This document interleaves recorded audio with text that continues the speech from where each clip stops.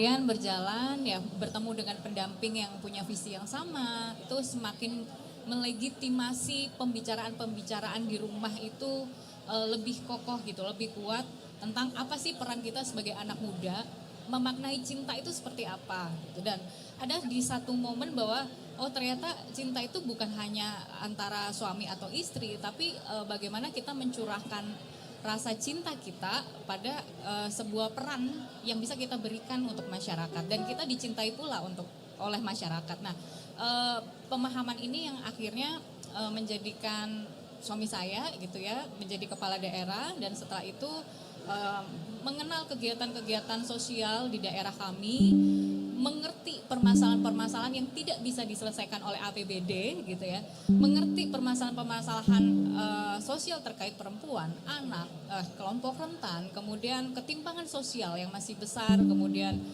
energi, lingkungan dan lain sebagainya yang ternyata ini tidak bisa diselesaikan hanya bertumpang tangan pada APBD saja. Nah, itu yang akhirnya saya mencoba untuk membantu Kabupaten Trenggalek pada waktu itu dengan membuat sebuah yayasan gitu. Yayasan foundation yang memang untuk mengakselerasi ekonomi lokal, utamanya ekonomi perempuan. Nah, ketika saat itu akhirnya ya udah mengantarkan kami di sini. Tapi kalau diminta untuk mengomentari rekan-rekan artis yang menjadi politisi, saya rasa rekan-rekan artis juga punya capability ya, sehingga duduk di sini. Kalau tidak punya capability, saya rasa mereka nggak bisa duduk di sini. Karena ini perjuangan tahun 2024 melalui pemilu yang tidak biasa bagi saya gitu. Betul. Mereka punya modal sosial iya, media sosial ada, jaringan-jaringan di sosial juga banyak. Tapi kalau tidak punya modal politik, mereka juga nggak bisa loh duduk di sini. Ya. Jadi kalau misalnya kita bilang tidak punya modal politik, Ibu merupakan salah satu-satunya perempuan yang terpilih di dapil Ibu ya, Jawa Timur 7, betul? Iya, alhamdulillah gitu ya. Sehingga saya berharap inspirasi bagi perempuan lain untuk tidak takut berkiprah untuk membangun negara ini meskipun kita perempuan. Ya. Singkat saja Kak Maman, melihat dengan fenomena selebriti masuk gedung hijau, bagaimana Kak Maman melihat ini? Hal yang biasa saja, hak mereka juga untuk dipilih. Ya. Persoalannya adalah mampu nggak mereka kemudian tetap menjadi wakil rakyat dan tidak cuma mengandalkan popularitas mereka. Karena ini saatnya untuk membuktikan bahwa popularitas itu sudah selesai nih. Sekarang saatnya dia sebagai wakil rakyat harus siap betul bahwa dia mendapat privilege sebagai politisi silahkan. Tapi setelah itu lupakan itu, muncul sebagai wakil rakyat, laksanakan semua fungsi-fungsi di Dewan, termasuk tidak cuma di DPR tapi di DPD. Komeng lah contohnya. Saya tahu dia udah berjuang belasan tahun untuk itu. Dia di PMI dan lain sebagainya. Jadi bukan sesuatu yang tiba-tiba. Bahwa ada yang baru 1-2 tahun terlibat, perjuangannya juga luar biasa dalam setahun ini untuk supaya dia terpilih. Jadi sama seperti yang lain-lain. Mereka punya hak untuk dipilih, Ya. tinggal menjalankan tanggung jawabnya, dan begitu dia menjalankan tanggung jawab, di DPR tidak ada lagi selebriti. Nah, Medi, kalau misalnya tadi Kang Maman bilang setidaknya ini mengganti status dari selebriti menjadi wakil rakyat. Nah, pada saat menjadi wakil rakyat tentunya banyak yang viral Pak Firman karena berkaitan dengan sosial media. Sebelum kita nanti berbincang masalah viral, ada satu tayangan pemirsa yang berkaitan apa saja yang viral pada saat periode 2019 hingga 2024. Ini dia.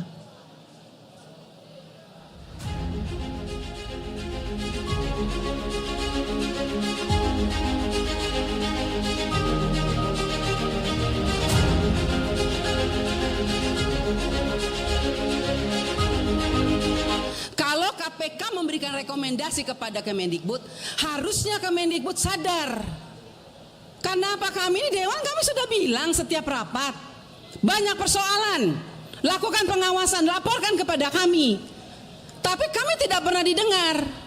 Harusnya kementerian melakukan verifikasi terhadap dinas, dinas lakukan verifikasi terhadap kepala sekolah, hasil verifikasi itu baru diberikan kepada kami. Itu jangan dibolak-balik. Karena ini banyak persoalan, PIP, KIP, dana BOS, banyak hancur ini. Tolong Ibu, saya minta Pak Pimpinan, kita berikan rekomendasi kepada KPK, periksa. Dari 2021, 2022, 2023. Nggak usah tambah anggaran kalau memang banyak korupsi uang negara habis. Bukan untuk rakyat. Saya marah Pak Menteri untuk sekian kalinya. Karena memang ini kenyataannya di lapangan. Jangan hanya urus yang besar-besar triliunan, tapi begitu sampai di bawah tidak pernah diperhatikan. Omong kosong semua ini.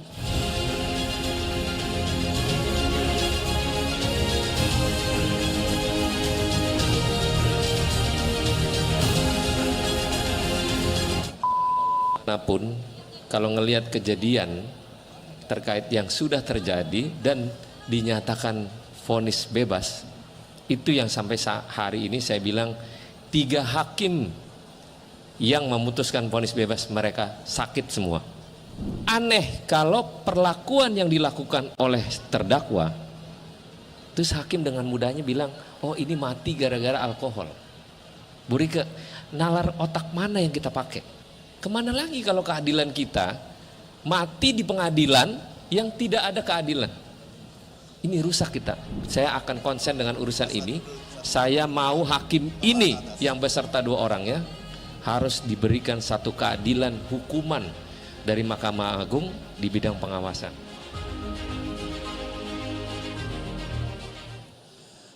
Agak menarik tadi kalau kita lihat dari sosial media, anggota DPR RI berteriak-teriak, dan ini publik cukup bisa melihat secara jelas kinerja anggota DPR RI. Ini saya mau lihat Pak Firman, haruskah anggota DPR RI bekerja seperti itu, memviralkan agar publik tahu, atau masih banyak sebenarnya anggota DPR RI itu bekerja tanpa harus viral?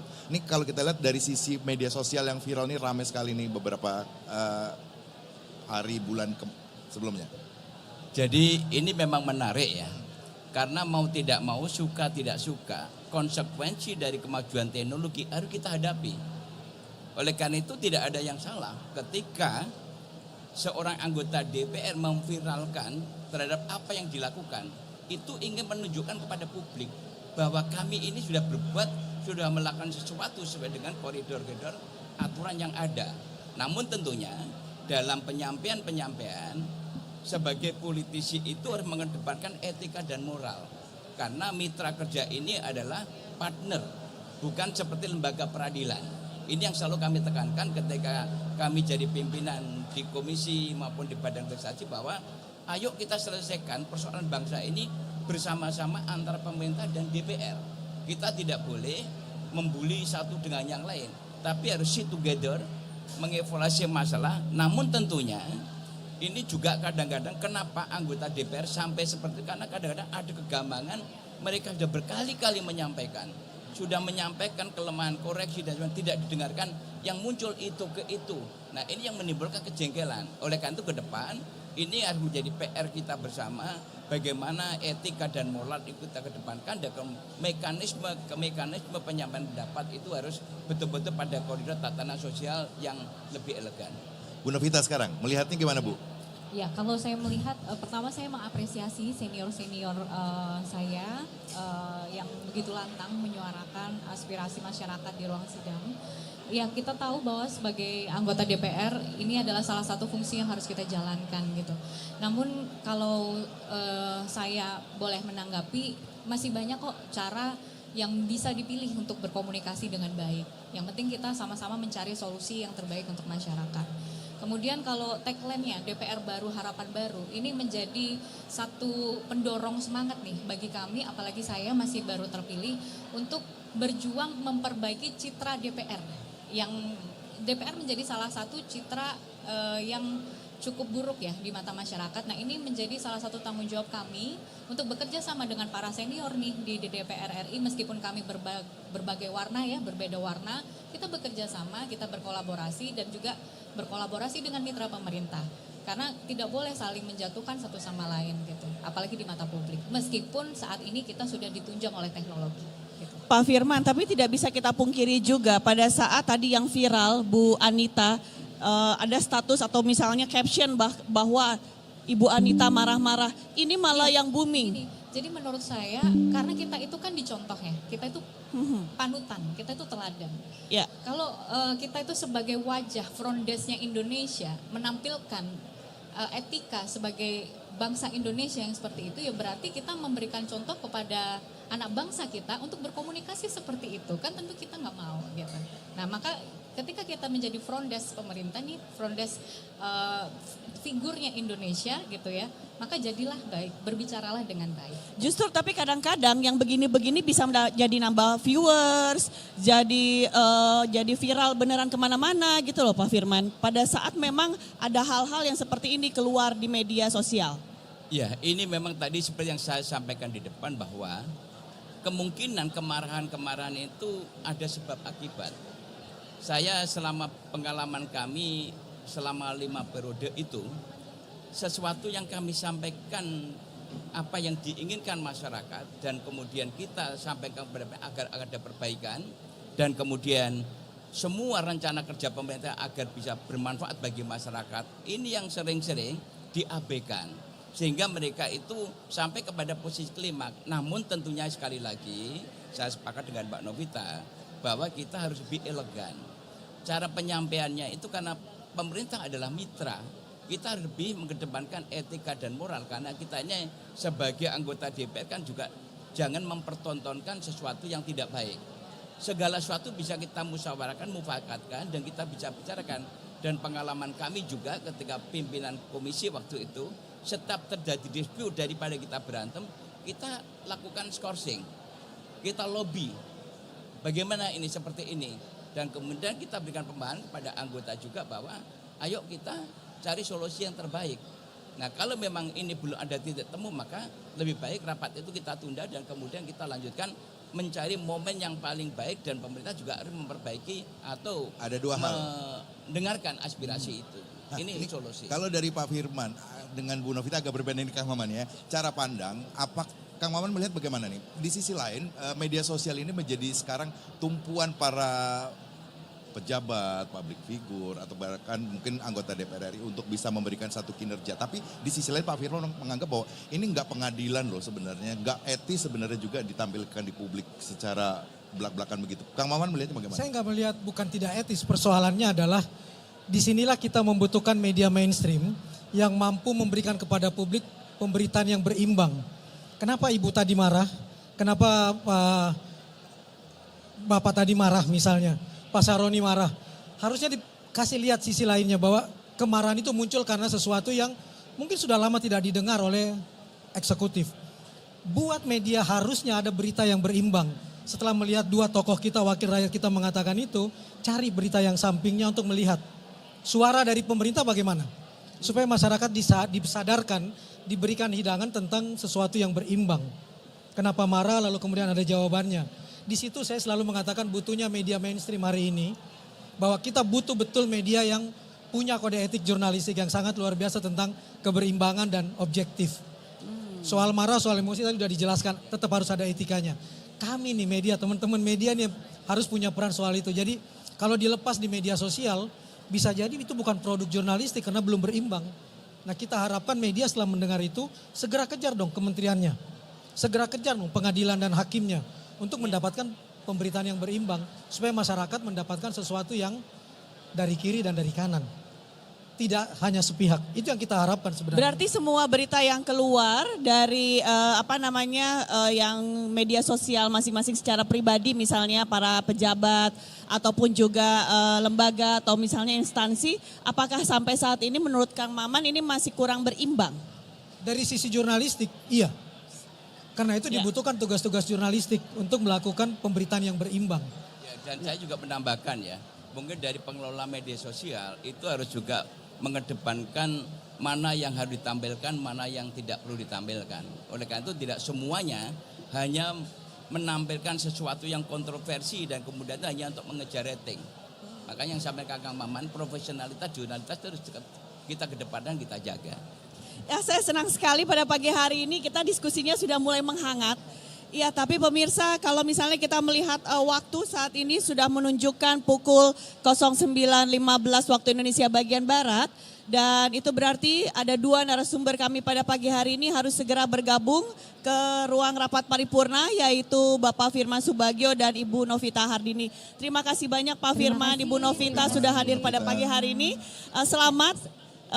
Pelantikannya semoga lancar, pengucapan sumpah janjinya juga nantinya bisa diimplementasikan dalam tugas sebagai seorang wakil rakyat. Titip Terima satu, kasih. Terima kasih. titip Kepada satu tim buat parlemen. beliau. Apa? Ya. Jangan tambah angka 76 yang sudah ada di KPK ya. Nah, ya itu Tetap amanah. tetap amanah. Kita Terima kasih banyak. Bicara Insya DPR Allah. baru, harapan baru ya. Amin. Pemirsa Anda jangan kemana-mana, masih bersama kami tentunya di upacara pengucapan sumpah janji anggota MPR, DPR, DPD RI periode 2024 hingga 2029.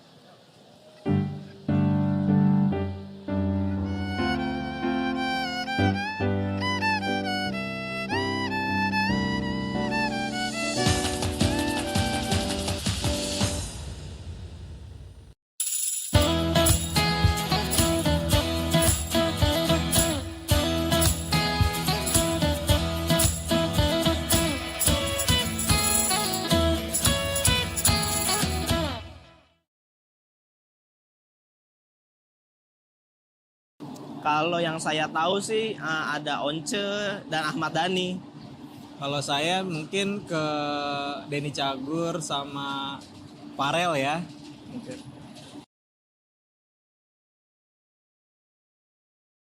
Kalau harapan di saya sih lebih mendengarkan aspirasi masyarakat aja, terutama kalangan muda gitu.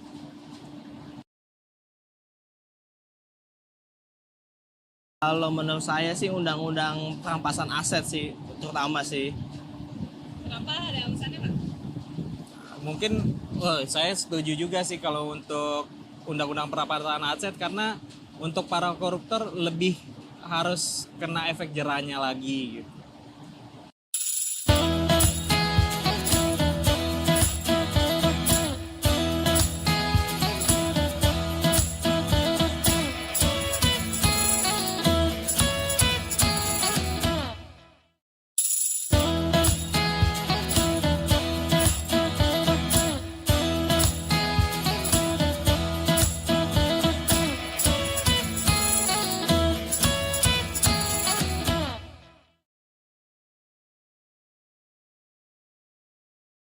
Setahu saya sih ada yang baru masuk tuh ada Once, ada Meli Guslo, terus ada anaknya Bu Puan juga, ada Mbak Pinka. Kalau harapan saya sendiri sih lebih supaya teman-teman atau orang-orang yang masuk DPR nanti bisa lebih mendengarkan aspirasi dan suara rakyat, gitu aja sih.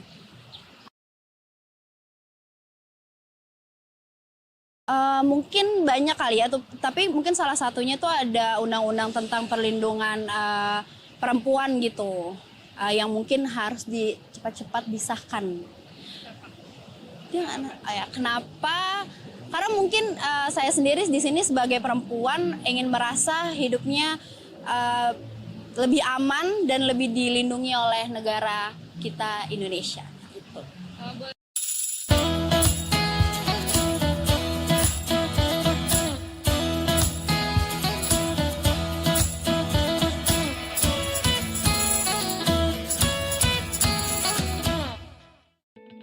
Selamat datang di Biro Pemberitaan Parlemen.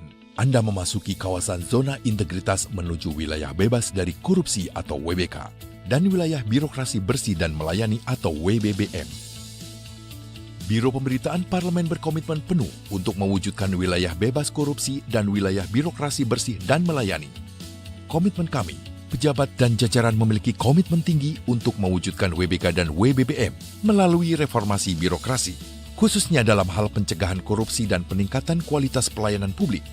Kedua, bebas dari korupsi dengan terwujudnya wilayah bebas korupsi atau WBK, yang artinya bebas dari KKN, gratifikasi dan dari segala bentuk pungutan liar atau pungli. Terakhir, pelayanan prima dengan terwujudnya wilayah birokrasi bersih melayani, yaitu dengan meningkatnya kualitas pelayanan publik dan tercapainya kepuasan masyarakat terhadap pelayanan.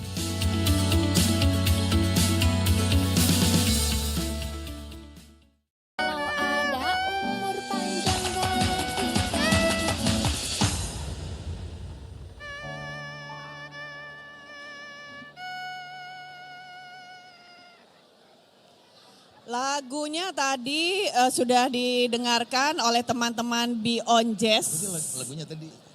Lagunya, Sayang-sayangi. iya itu kan rasa sayangi gitu. Ditinggal pas sayang-sayangi, bukan ya? Bukan, itu lagu tradisional, Beda-beda Medi, ya. itu lagu tradisional. Tunggu. Tanya sama teman-teman, ini lagunya dari mana? Dari Maluku. Maluku. Ya. Enggak, soalnya Medi nggak tahu kalau misalnya lagu ini ternyata lagu tradisional. Taunya lagunya sayang-sayang yang lain. Gitu Tapi ya? ini dari Beyond Jazz. Tadi kan sudah mengatakan pengen mau ketemu sama Komeng. Kemarin Komeng bilangnya. Kemarin Sekarang Komeng, Melly Guslow. hari ini Melly Guslow. Iya. Kalau saya mau ketemu Once, paling penasaran sama Once. Once Mekel jadi politisi, ya kan?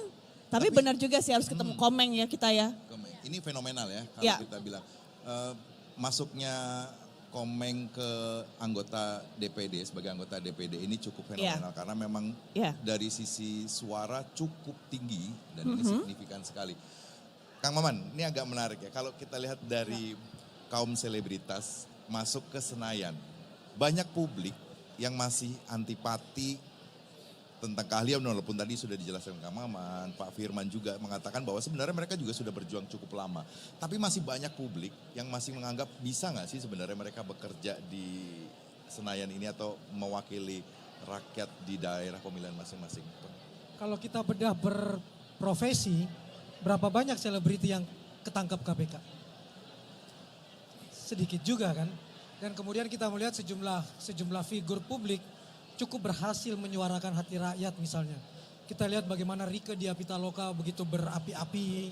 Kita lihat Desi Ratnasari, kita lihat Dede Yusuf, Rano Karno dan lain-lain. Mereka bisa mewakili konstituennya di DPR. Jadi saya mungkin masih menganggap setiap orang memang punya keraguan pada orang-orang yang terlihat cengengesan di layar kaca tiba-tiba menjadi wakil rakyat kita.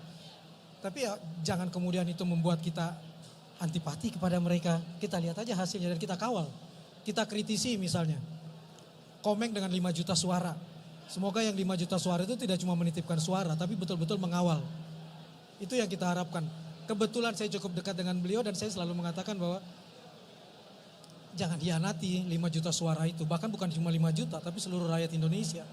Tapi artinya apa Kang Maman? Kalau kita lihat bahwa selebritas ini kan bisa masuk ke sini kalau kita lihat mereka sudah mempunyai popularitas. Artinya banyak publik lagi-lagi tadi melihat bahwa apakah mereka hanya mengandalkan popularitas akhirnya mereka bisa melenggang agak cukup lebih gampang dibanding lain. Sepertinya gampang tapi kalau kita lihat 24 ini berapa banyak yang gagal. Hampir 2 kali lipat yang gagal misalnya. Jadi popularitas pasti menguntungkan. Tapi apakah popularitas membawa dia untuk ke tingkat elektabilitas keterpilihan? Kan juga tidak. Kalau kita lihat yang sekarang dari 24, yang baru kan cuma 10. Hanya 10 dari 24 misalnya itu pun dengan perjuangan yang sangat luar biasa, tidak main-main. Komeng itu menjaga betul suaranya itu bertahun-tahun. Dan kemudian Once, siapa aja yang baru? Iyeth Bustami, Nafa Urba, Asraf, Uya suami istri, suaminya di DPR, istrinya di DPRD 1 misalnya. Perjuangan mereka juga luar biasa. tantangan kita cuma satu pada dia. Seperti yang saya bilang di awal, lepas artinya sudah publik 100 selebriti kamu sudah. Ini bisa mematahkan paradigma publik tentang bagaimana selebritas dong bisa masuk ke sini, bahwa tadi perjuangannya tidak gampang, perjuangannya tidak hanya sebatas pada popularitas, tapi mereka juga punya kapabilitas juga untuk bisa sampai sini. Itu yang saya harapkan betul kita kawal, dan saya minta betul ke partainya, tempatkan ia di komisi-komisi yang memang sesuai dengan kapasitasnya. Jangan tiba-tiba ditaruh di komisi yang dia betul-betul bukan cuma nol, minus, tidak paham sama sekali misalnya. Kita berharap betul, saya berharap betul ke teman-teman di DPR, ayo kawal komisi 10 misalnya. Ayo kawal komisi-komisi di mana kita bisa memperjuangkan para seniman kita. Para seniman-seniman senior kita yang nasibnya tidak beruntung misalnya. Di luar konstituen-konstituen dia kan, ayo kita perjuangkan undang-undang tentang bagaimana efektivitasnya soal anti pembajakan terhadap karya seni. Bagaimana kita menjaga betul tentang hak cipta dan lain sebagainya. Kita harap betul keluar dari mereka, dan itu suara hati mereka karena mereka merasakan betul hal itu misalnya. Ini yang kita harapkan. Jadi tempatkan dia sesuai dengan kapasitasnya, kapabilitasnya. Jadi partai pun punya peran penting di situ. Kang Maman, tapi jika ke depan akhirnya para selebritas ini malah justru berbondong-bondong ke Senayan, ini sebenarnya presiden buruk atau baik? Selama itu kita nilai dengan kapasitasnya dan kemampuannya, kenapa tidak? Saya tidak akan menutup pintu, jangan anak pejabat, jangan selebritas. Lalu siapa? Artinya sah-sah saja para selebritas public figure ini masuk ke sana? Sangat sah, asal mereka siap, mereka tahu konsekuensinya, mereka tahu fungsinya, bahwa di DPR itu fungsi legislasi, fungsi anggaran, fungsi pengawasan. Di DPD pun ada fungsi lain yang berbeda dengan fungsi dia kalau dia jadi anggota DPR. Dia mau belajar untuk itu dan kemudian mau maksimal untuk berjuang.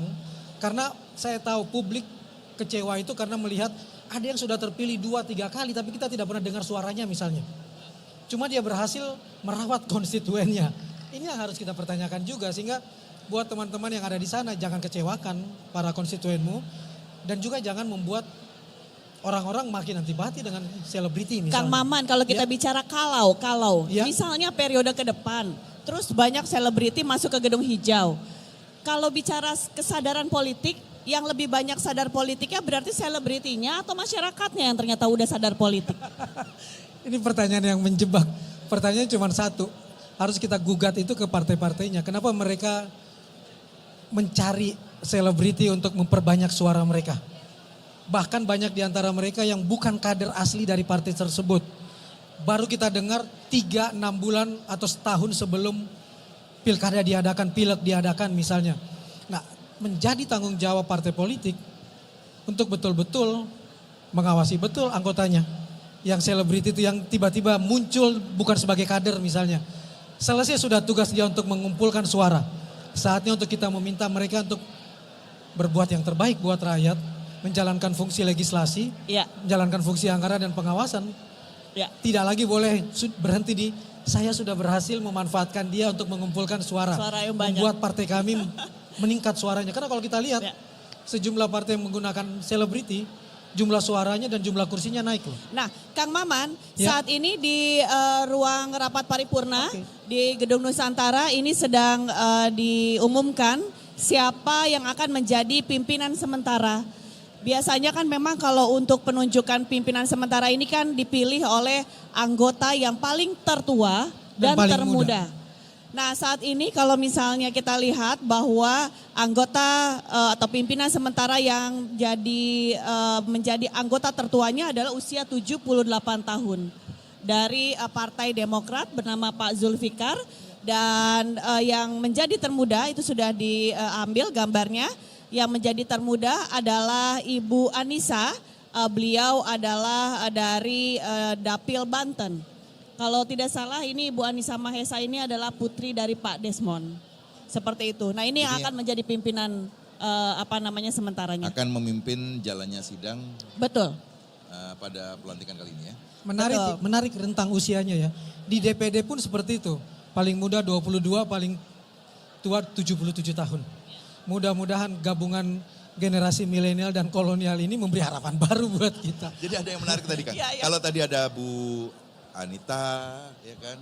Bu Novita ya. Bu Novita, terus kemudian ada Pak Firman Subagia. Ini kan ada dua generasi yang berbeda. Terus ada yang muda dan yang tua. Nah, disparitasnya cukup jauh. Sangat. Sangat jauh. Tapi artinya ini mereka harus bekerja untuk rakyat. Di sisi lain ada yang politikus ulung, ada juga yang kaum selebritas. Nah, ini juga ruangnya agak terbuka nih. Dan DPR ini mengatakan bahwa ini adalah sekolah terbaik buat rakyat Indonesia untuk memperjuangkan. Pak Maman melihat kemana? Mudah-mudahan dengan rentang usia seperti itu kita bisa di-capture seluruh Indonesia. Tidak cuma dari satu golongan, tidak cuma dari satu kaum atau kelompok usia, tapi seluruh Indonesia tercapture. Itu yang kita harapkan betul. Sehingga suntikan tenaga-tenaga baru nih, wakil-wakil rakyat kita yang baru, mudah-mudahan makin bisa memberi warna. Sementara yang sudah lama mampu mengemong dan juga tetap menjaga idealisme dia. Kang Maman, Ya. kalau misalnya satu partai beda dapil ya masih bisa, yang tuanya kolonialnya ngemong sama yang muda. Kalau satu dapil dengan satu partai bagaimana? Apakah benar-benar bisa legowo nih yang udah kolonialnya? Bahasa kita seperti itu. Kalau bicara tentang demokratis kan nggak ada istilah usia kan. Harusnya seperti itu. Semua harus saling mendengar, semua harus memberi masukan dan suara mereka sama besarnya kan. Sama Ya. nilainya kan. Ya. Kita berharap seperti itu. Ya. Jadi senioritas dan bukan senior mungkin ada di partai-partai tersebut. Tapi mari yang muda membuktikan bahwa dia tidak kalah dengan senior. Mari misalnya Novita membuktikan bahwa walaupun dia punya privilege yang luar biasa sebagai istri bupati yang kemudian terpilih, kualitasnya sama dengan kualitas Pak Firman yang sudah menjaga gedung ini selama 25 tahun. Sejak Orde Baru dia, sejak belum pemilihan langsung dia sudah terpilih misalnya. Buktikan kalian tidak kalah, buktikan kalian sama kualitasnya. Dan buktikan produk legislasi kita makin berkualitas. Nah, Itu ini aja. yang paling Tapi penting. ada satu yang menarik tadi, masalah media sosial. Anggota DPR, pejabat ini mereka cukup intens menggunakan sosial media. Nah, ada perbedaan jawaban tadi dari Pak Firman dengan Bu Novita. Atau bahkan banyak anggota DPR. Nah, haruskah anggota DPR baru nanti ini menggunakan sosial media untuk melihatkan kepada publik bahwa saya ini bekerja loh? Ataukah sebenarnya nggak perlu tapi saya benar-benar bekerja sebenarnya? Dia kan harus bertanggung jawab pada konstituennya. Bisa memanfaatkan media saja untuk membuktikan bahwa mereka bekerja. Persoalannya bekerja yang benar bukan semata-mata untuk diviralkan. Ya. Misalnya tadi kita lihat dua tokoh kita berteriak-teriak. Kita dengerin aja, kita terima itu sebagai masukan, oke dia menyuarakan kita. Tapi kita harus punya energi yang panjang untuk mengawal apakah dia sekedar berteriak. Cuma memunculkan noise tapi tidak voice. Habis berteriak apa yang dia lakukan? Dia kawal nggak kasus itu? Oh iya. Kalau cuma berteriak tapi Ya. tidak mengawal kasus tersebut, ya sama juga bohong. Ini yang Sehingga kita harus bicarakan. mengingatkan Ini terus. yang dibilang berimbangnya ini. Jadi nggak hanya pada saat publikasinya pemirsa berimbang, ya pada saat mempublikasikannya, tapi bagaimana pada saat juga pada anggota DPR RI ini sudah memberikan suaranya. Nah, apakah setelah memberikan suaranya habis ini dikawal dan berimbang untuk melakukan implementasi di lapangannya. Pemirsa jangan kemana-mana, masih bersama kami pada upacara pengucapan sumpah janji anggota MPR, DPR, DPD RI periode 2024 hingga 2029.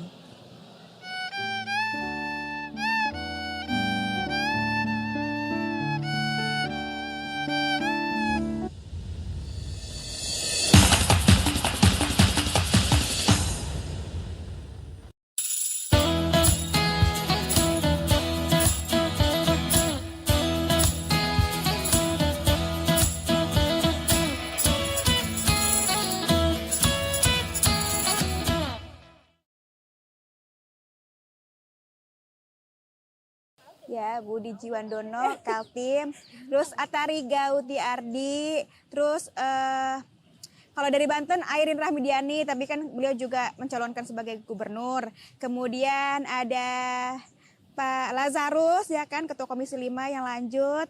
Terus ada Nurul Arifin juga lolos lagi ya. Itu 5 ya. Ada Once ya kan, terus ada yang artis Meli Guslow ya kan, jadi kebanyakan artis sih ya.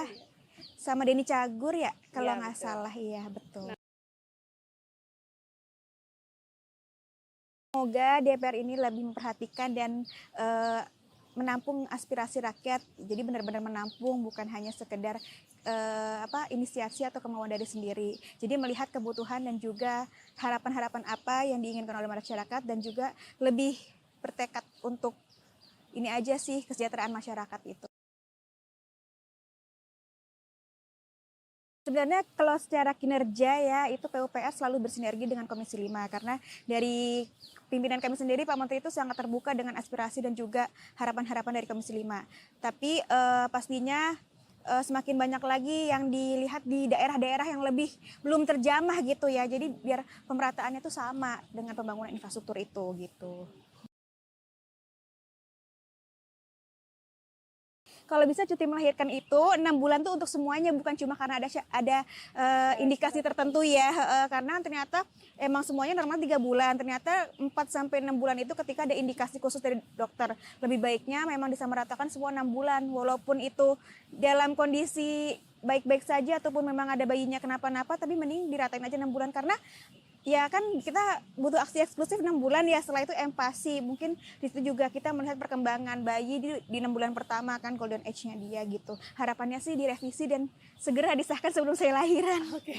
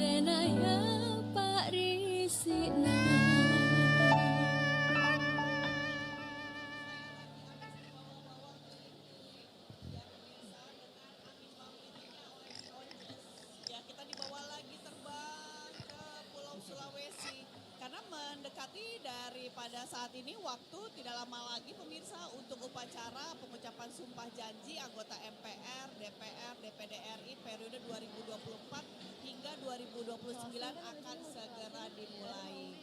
Kang Maman, ini kalau kita lihat di sini semakin banyak orang datang ke gedung DPR RI, tapi ini sebenarnya paling banyak adalah pihak keluarga daripada anggota yang akan dilantik. Bagaimana kamu melihat, apakah memang saking senangnya jadinya bisa bawa keluarga satu bis, tidak hanya mobil pribadi saja yang datang ke sini. Ini memang seperti merayakan ya bentuk perjuangan yang begitu besar ya dari perjuangan kemarin saat pemilu. Iya menarik, saya dari luar tadi juga susah betul untuk masuk ke dalam. Iya. Itu kerasa betul padatnya, ramainya, mudah-mudahan perayaan ini harus diingat oleh para yang diantar. Bahwa ada harapan yang diberikan oleh mereka. Ya. Ada rasa syukur yang diberikan oleh mereka, ada kebahagiaan yang diberikan oleh mereka. Ya. Jangan kecewakan. Kita mau mereka mengantar kita dengan baik. Nanti selesai tugas pun mereka menjemput kita dengan baik gitu. Nah. Jangan sampai mereka nanti menjemput kita dengan kita sudah memakai warna oranye di badan kita gitu. Jadi jangan happy-happynya, senang-senangnya hari ini saja saat pelantikan. Oh iya, karena buat saya hari ini penuh dengan pujian. Ya. Penuh dengan huruf pujian, bersyukur terpilih, bersyukur duduk di DPR, anak cucu bisa ikut, bisa berfoto bersama. Ya. Tapi setelah itu huruf P-nya udah hilang nih. Dari pujian itu tinggal ujian. Saat ini mampu nggak selama 5 tahun mereka menjalankan ujian ini dengan baik? Mampu nggak dia tidak mengkhianati amanah rakyat misalnya? Ya. Supaya yang datang ke sini dengan perasaan bangga, bungah, bercerita, berfoto, tidak nanti kemudian malah malu berfoto dan malu mengakui bahwa itu bapaknya, itu ibunya, itu saudaranya yang di sana karena sudah jadi pasien KPK. Karena kalau tadi Bu Novita bilang ini masuk dalam dunia penderitaannya. Sebenarnya ya Agus kan? Salim yang mengatakan itu bahwa pemimpin itu adalah menderita. Karena dia harus memenuhi aspirasi rakyat yang ratusan ribu jutaan bahkan ratusan juta hari ini semua mata melihat ke dia. Bagaimana kita melihat Agus Salim, bapak bangsa kita yang akhirnya harus pindah dari satu kontrakan ke kontrakan lain. Tapi hingga akhir hayat dan hingga hari ini dia tetap terhormat di mata kita. Ya, Kang Maman, kembali kita ke layar kaca. Pada saat kita melihat kondisi di dalam ruang rapat paripurna saat ini, bahwa memang semuanya 580 orang anggota MPR, DPR, DPD RI yang terpilih, ini periode Total 2020. 732 dengan DPD-nya kan? 732. 580 tambah 152 DPD. 732, Ya. 732 orang di dalam ruang rapat Ya. paripurna ini sekarang sudah hadir semuanya. Dan kalau kita lihat Kang Maman, memang ini komposisinya adalah tempat duduk ini dibagi secara fraksi dan dikelompokkan sesuai agamanya. Jadi memang nantinya pada saat baris pemirsa juga kita lihat di layar kaca Anda bahwa kalau kita lihat di kamera itu ada komeng. Nah teman-teman Bionjes tadi bilang katanya mau lihat komeng, itu komeng ternyata duduknya paling depan. Kita lihat juga Ini tapi ya. ada yang menarik dari Apa informasi yang kami terima bahwa Presiden Republik Indonesia rencananya tidak hadir pada saat pelantikan Sumba Yang dan benar Jimmy. saja, tapi ini Kang Maman kita lihat sepertinya ini ada satu rombongan iring-iringan masuk Dari ke Wakil Presiden. gedung DPR RI.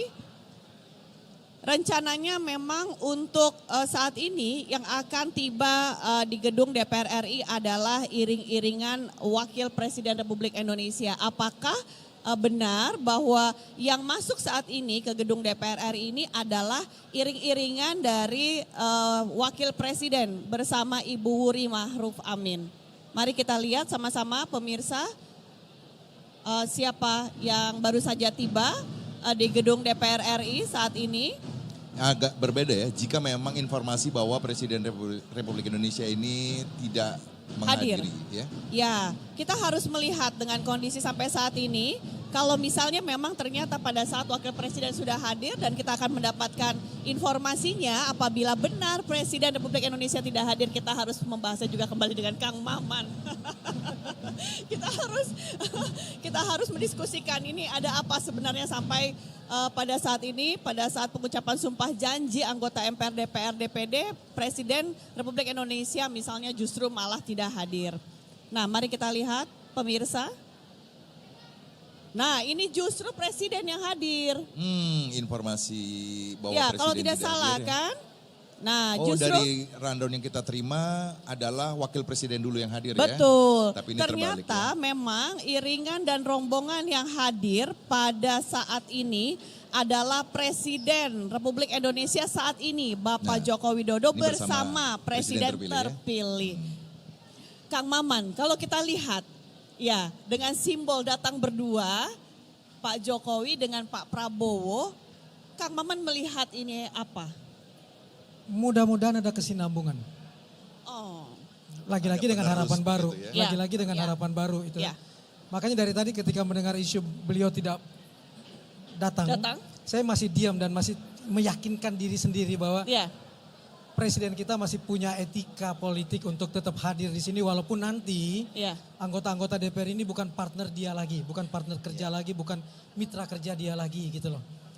Jadi saya bersyukur etika politik tetap jalan dan kemudian mereka datang berdua. Mudah-mudahan ini jadi harapan baru kita bahwa pemerintahan kita bisa berkesinambungan. Syukur-syukur dan kita berharap betul ada kebaruan-kebaruan yang dimunculkan oleh Presiden dan Wakil Presiden terpilih karena itu harapan kita. Ya, karena biar bagaimanapun Kang Maman, hal-hal seperti ini kan bisa diartikan sebagai simbol. Pada saat Presiden saat ini dan Presiden terpilih datang bersamaan, kalau memang biasanya kan kita melihat Presiden atau Kepala Negara ini datang bersama Ibu Negara. Tapi saat ini Kepala Negara atau Presiden Republik Indonesia Bapak Joko Widodo hadir langsung bersama Presiden terpilih Bapak Prabowo Subianto. Dan Kalau kita di orang iklan selalu berharap begini, mudah-mudahan antara merek, brand dan kualitas produknya sama. Jadi simbol pun brand dan kualitas produk itu harus sama. Iya. Simbol pun juga simbol seperti pun itu. seperti itu. Kita berharap bahwa simbol ini bukan persoalan citra semata, tapi betul-betul nanti terwujud dalam pelaksanaannya misalnya. Karena kan juga orang harap-harap cemas apakah ada keberlanjutan atau tidak. Apakah kemudian bulan madu itu akan selesai dalam 2-3 bulan setelah ini. Mengapa buat saya ini penting? Karena ada kelanjutan dari Pak Jokowi di dalam kabinetnya Pak Prabowo yaitu anaknya kan Gibran itu. Jadi artinya kalau kita lihat dari dua cara presiden dan presiden terpilih hadir bersamaan, nah ini menandakan bahwa tadi Kang Maman begitu optimis ya. Harapan saya, saya harapan. menitipkan optimisme itu. Iya. Karena itu saya menitipkan pesan bahwa mudah-mudahan antara simbol dengan fakta nanti yang muncul itu sejalan. Bahwa ada friksi itu biasa dalam dunia politik apalagi. Tapi kemudian jangan sampai jauh-jauh amat antara simbol itu dengan fakta yang muncul misalnya. Jangan sampai bulan madu ini cuma 3 bulan, 6 bulan. Kita berharap betul ada sesuatu yang mulus di dalam suksesi ini misalnya. Tapi di sini DPR kan sebagai mitra dengan pemerintah. Mau Betul. tidak mau ada fungsi pengawasan, fungsi anggaran, fungsi legislasi yang harus dilaksanakan.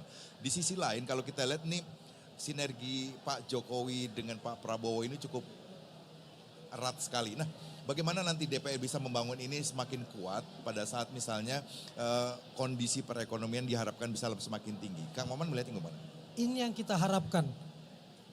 DPR harus tetap pada posisinya sebagai mitra, bukan sebagai bagian dari pemerintah. Sehingga fungsi legislasi, anggaran dan pengawasannya harus tetap dimaksimalkan. Walaupun misalnya mayoritas yang ada di DPR kali ini adalah pendukung dari Pak Prabowo dan Gibran misalnya. Jangan kemudian mematikan betul marwah DPR sebagai itu pesannya mitra ya. kerja. Bukan sebagai bagian dari pemerintah. Sehingga tetap harus mengkritisi betul dari 3 fungsi tersebut. Ya, itu yang kita harapkan. Berarti penekanannya juga pada saat ini adalah citra dan begitu pun juga tahu posisi. Jadi jangan kebalik-kebalik kalau misalnya DPR ya sebagai mitra kerja ya jangan jadi intervensi atau apapun itu bentuknya. Setuju, ya Kang. dan posisinya harus jelas. Ya. Legislatif bukan bagian dari eksekutif. Ini yang harus dijalankan walaupun di sana mayoritas adalah partai pendukung yang menjadi pemimpin, yang menjadi presiden hari ini misalnya. Tetap harus jadi partner dan tetap harus satu. Dia wakilnya rakyat. Ya, itu yang sangat mendasar sekali, harus tahu posisinya bahwa ini semua adalah wakil rakyat dan dipilih oleh rakyat. Kita lihat kembali pemirsa di layar kaca Anda bahwa kalau kita lihat di baris pertama di dalam gedung atau ruang rapat paripurna ini adalah pimpinan MPR, DPR dan DPD RI yang terpilih kembali pada saat periode tahun 2024 hingga 2029 dan kita juga masih menunggu Presiden Republik Indonesia Bapak Joko Widodo untuk masuk ke ruang rapat paripurna karena saat ini beliau dan Pak Prabowo Subianto sudah sedang menunggu di holding room yang sudah disediakan dan itu berarti memang upacara pengucapan sumpah janji anggota MPR, DPR dan DPD RI akan segera dimulai. Nah ini kita juga kembali melihat bahwa sudah lengkap seluruh anggota MPR, DPR dan DPD RI periode 2024 hingga 2029 duduk di tempat yang sudah disediakan dan kembali kita lihat juga suasananya itu sangat meriah. Dilihat juga dengan sepertinya ada banyak anggota yang terpilih ini menggunakan baju adat tradisional dari daerah ataupun dapilnya masing-masing. Kita juga melihat tamu-tamu undangan, tamu VVIP, para wakil presiden Republik Indonesia di periodenya juga sudah hadir di ruang rapat paripurna. Dan tadi juga sudah kita ikuti bahwa sudah ada penentuan untuk pimpinan rapat yang nantinya akan menjadi pimpinan sementara. Kalau kita lihat dari rencana setelah pelantikan kita akan terus memberikan informasi kepada Anda bahwa agenda pelantikan atau pemilihan ketua DPR RI terpilih juga akan terus dilaksanakan hingga sore bahkan mungkin bisa terjadi hingga malam nanti ya. Nah betul sekali pemirsa bahwa memang untuk rangkaian pada hari ini tidak hanya berhenti pada saat upacara pengucapan sumpah janji ataupun pelantikan anggota MPR, DPR dan DPD RI tapi setelah ini juga tentunya rangkaian beberapa tahapan akan dijalankan mulai dari pada saat rapat bamusnya, kemudian nanti malam juga akan ditentukan untuk penentuan AKD, alat kelengkapan dewan, begitupun juga siapa yang akan menjadi pimpinan DPR RI. Nah, Kang Maman, ini kalau kita lihat bentuknya selain menghadiri pelantikan, ini juga sepertinya reuni yang begitu besar ya. reuni sekaligus momentum menteri menjadi anggota DPR lagi. Ada dua menteri kita kan yang mundur, Menteri Desa dan Menteri Tenaga Kerja. Kan? Kembali menjadi wakil rakyat. Beberapa menteri. Pak Yasona juga hadir kembali karena kembali menjadi wakil rakyat. Mudah-mudahan itu makin mematangkan mereka dan mudah-mudahan mereka langsung tune in di posisinya sekarang sebagai wakil rakyat. Tune in. Tapi harus mungkin langsung nggak, masuk. bisa nggak kalau misalnya kita tuh langsung tune in. Kalau mungkin yang petahana yang mungkin cepat untuk tune in. Bagaimana nih wajah-wajah baru untuk bisa mengimbangi atau menyaingi langsung tune in. Itu saya bilang pentingnya fungsi partai-partai politik. Ya. Partai politik yang sudah berhasil mengkader anggotanya bagus. Ya. Artinya sudah siap untuk duduk di parlemen. Nah, yang dalam tanda kutip main comot karena dia figur publik dan bisa mengumpulkan suara, PR terbesar dia adalah harus mempercepat akselerasi calon-calon ini yang sudah duduk di sini, yang dulunya selebriti untuk pengumpul suara, sekarang menjadi selebriti yang menyalurkan aspirasi orang-orang yang memberikan suara kepadanya. Jadi buat saya tidak ada lagi waktu untuk kami mau belajar dulu, sudah tidak ada. Kang Maman, saya agak tertarik dengan kuota 30%. Dalam beberapa periode selalu tidak tercapai kuota 30% perempuan di DPR. Ini sebab akibatnya apa kalau Kang Maman lihat? Di data saya dari 20 tahun lalu ya, 20% sekarang 22%. Ada pertambahan sekitar 117 perempuan menjadi 126 perempuan.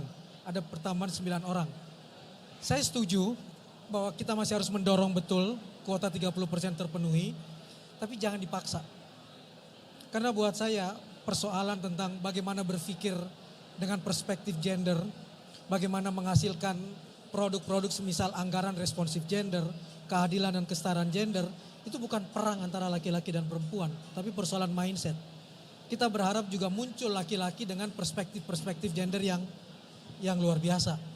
Jadi pembicaraan tentang anggaran responsif gender, keadilan dan kesetaraan gender, kemudian bagaimana menginventarisasi undang-undang yang masih bias gender, itu tidak cuma dikawal oleh para perempuan wakil rakyat kita yang jumlahnya hanya 126, hanya 22%, tapi juga oleh laki-laki yang punya kesadaran-kesadaran baru, yang juga punya perspektif gender yang luar biasa. Tapi artinya yang dilihat apa? Ada kesalahan bahwa ada target 30% ini kan seolah-olah ini angka kan. Tapi di sisi lain kan tidak melihat dari sisi gender. Saya tidak menganggap ini kesalahan, ini affirmative action, upaya untuk mendorong ke depan perempuan-perempuan kita supaya bisa setara dengan laki-laki. Dan kita harus mengakui puluhan tahun ke belakang itu tidak terjadi. Nah, kita berharap 30% ini pun kalau sudah tercapai nanti dan bahkan lebih tidak harus ada. Ketika kesetaraan sudah ada, ketika ruang startnya udah bersamaan nih.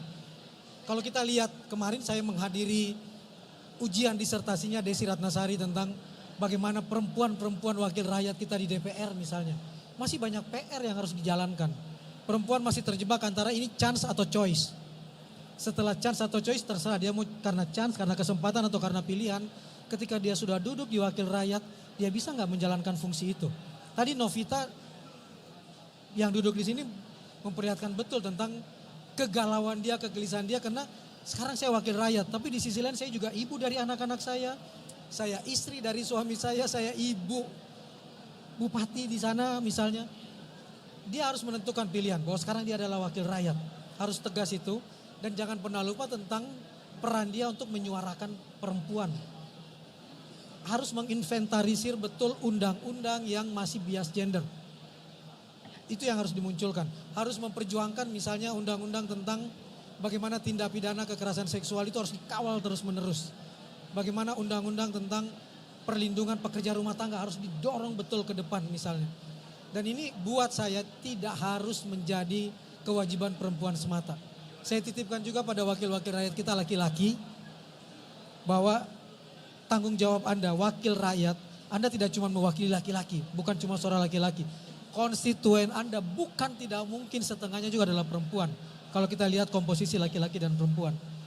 Sehingga suara perempuan harus terwakili tidak cuma dari mulut perempuan. Tapi juga dari mulut laki-laki, dari pemikiran kaum laki-laki. Tidak mudah untuk misalnya mencopot atau misalnya juga berubah status dari tadi. Terutama popularitas yang kita kesampingkan. Kalau misalnya dari teman-teman selebriti. Popularitas ini adalah PR banget. popularitas adalah nilai plus. dia Ya. lebih mungkin untuk diterima oleh publik, oleh konstituennya. Ya. Tapi setelah itu rakyat juga akan tahu bahwa kalau kamu cuma bermodalkan popularitas tapi gagal melakukan tugasmu, mewakili aspirasi rakyat, kami juga bisa menghukummu. Ya. Kita lihat yang hari ini komposisinya kan. Bahkan saya dengar tadi dari Pak Firman di partainya sendiri di Golkar 60% orang baru, 40% orang lama misalnya.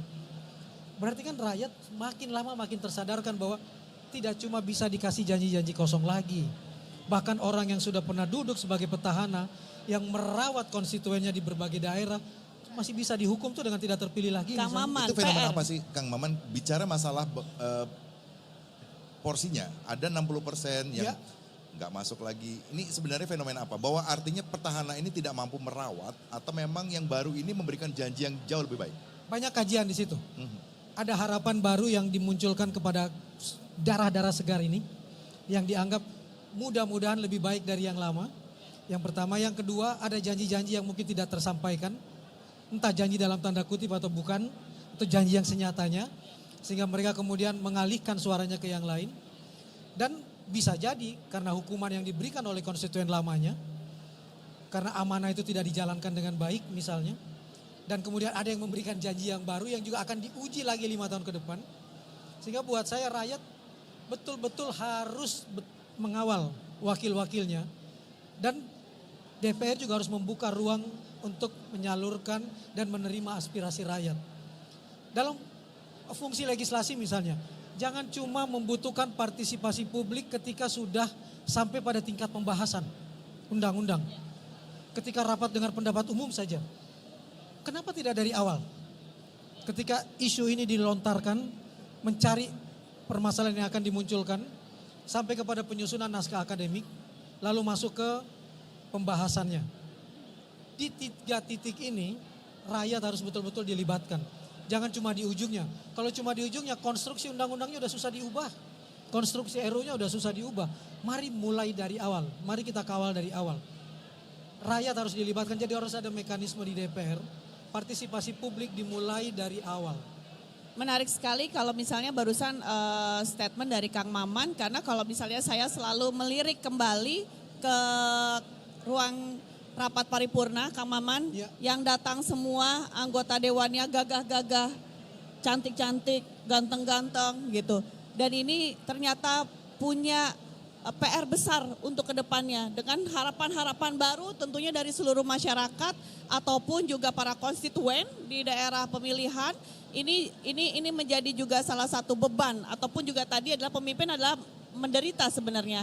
Tapi kalau misalnya saya juga melihat dari sisi seorang perempuannya, apakah juga tidak mudah buat kami kaum perempuan pada saat misalnya kami punya latar belakang yang mohon maaf mungkin bukan istri bupati, bukan istri wali kota ataupun bukan dari keluarga pejabat. Untuk benar-benar bisa menjadi seorang wakil rakyat, Kang Maman.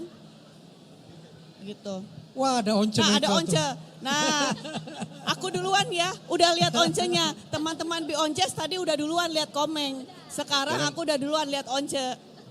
Isu politik dinasti memang jadi isu, tidak cuma di eksekutif tapi di legislatif. Kalau kita bedah istri bupati, istri wali kota, istri gubernur, anaknya, familinya, keluarganya masih mewarnai di legislatif. Sudahlah, sekarang mereka terpilih.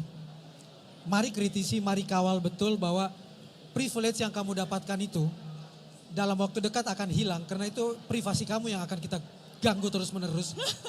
Kang Maman tadi bicara bahwa libatkan rakyat untuk mengkritisi. Nah, apakah selama ini belum dilibatkan atau ke depan baru? Banyak keluhan soal undang-undang yang kemudian rakyat mengatakan kok tiba-tiba sudah jadi. Pembahasannya bahkan ada yang cuma hitungan hari sudah langsung jadi undang-undang. Undang-undang pilkada misalnya. Iya. Tiba-tiba dalam hitungan hari sudah langsung. Kalau lihat Kang Maman lagi bahas undang-undang pilkada, saya melihat wajah Mas Denny Cagur. Ya, yang menatap, beliau menatap orang baru menatap ke atas. Seolah-olah tadi kayak Kang Maman bilang bahwa, nah ini ada lagi Pasya Ungu. Pasya Ungu ya? Ya, Pasya Ungu yang, nah dengan senyumannya, terus udah gitu juga nantinya. Ada yang diributkan sebagai calon Menteri Agama pun menunjuk-nunjuk. Ya, memang ruangan. Jadi lebih menarik ya sekarang melihat wajah-wajah baru di DPR RI ini ya. Nah, makanya tadi kalau misalnya melihat tatapannya Once, tatapannya Pasya Ungu, Kang Maman, Mas Denny Cagur, ini tatapan-tatapan yang sepertinya masih di awang-awang. Aku harus Mudah-mudahan bagaimana? tatapan ke atasnya itu bukan tatapan nanar gitu loh. Tapi Tapi- tatapan bahwa kamu duduk di sini tuh ada yang di atas yang mengawasi. Kita itu yang berharap paling itu. penting.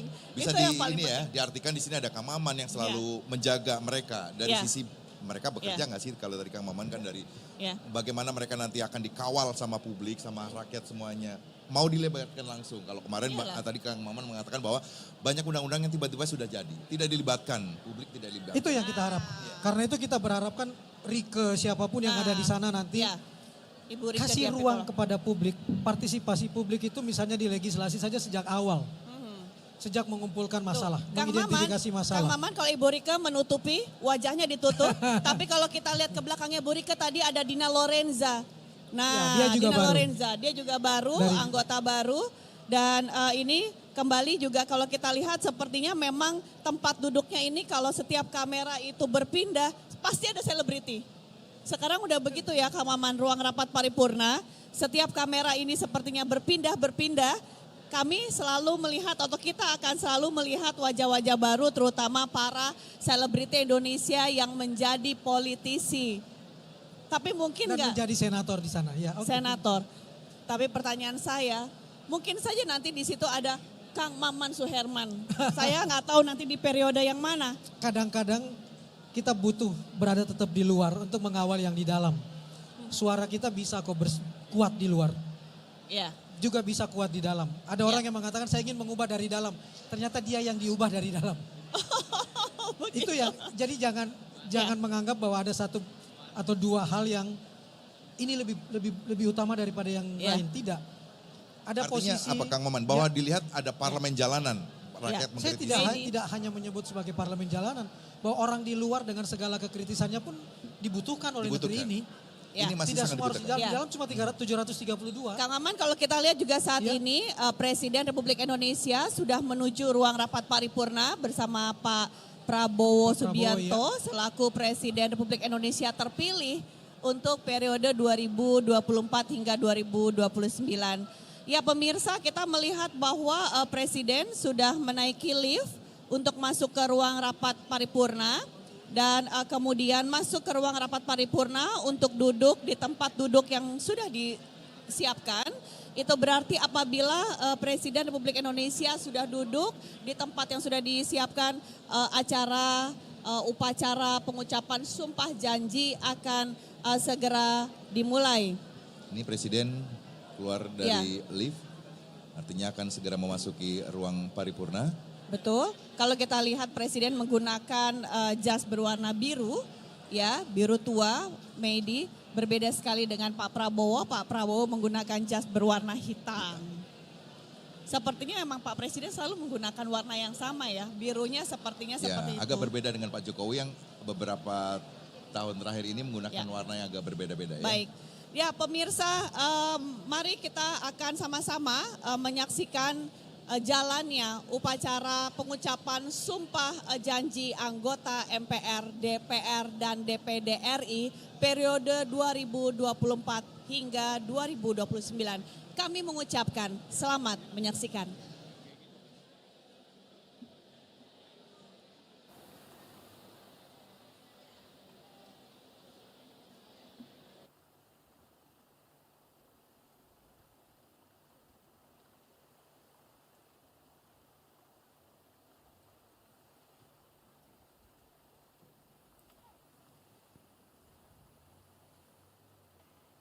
Lagu Kebangsaan Indonesia Raya.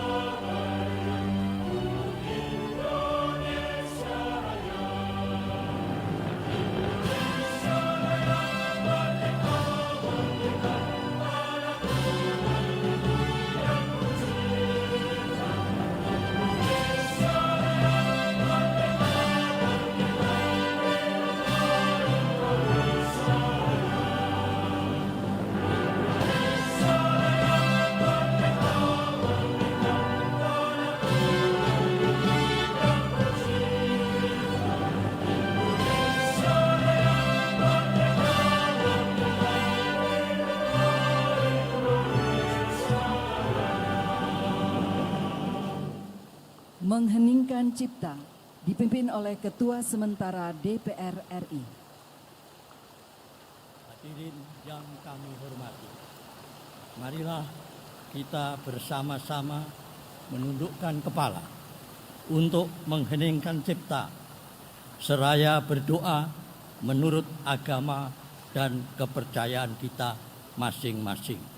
Semoga arwah para pahlawan bangsa yang telah mendahului kita mendapatkan tempat yang sempurna di sisi Allah Subhanahu wa Ta'ala, Tuhan yang Maha Esa, dan kita diberikan kekuatan lahir dan batin untuk meneruskan perjuangan mengisi kemerdekaan menuju masyarakat adil dan makmur berdasarkan Pancasila dan Undang-Undang Dasar Negara Republik Indonesia tahun 1945 yang merupakan cita-cita kita bersama. Mengheningkan cipta mulai.